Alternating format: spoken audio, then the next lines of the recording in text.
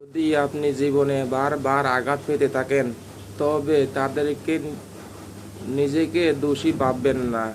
শুধু মনে রাখবেন যে যে গাছটির ফল সবচেয়ে মিষ্টি বেশি থাকে, সেই গাছটিকেই সবচাইতে বেশি পাথর ছুঁড়ে মারে।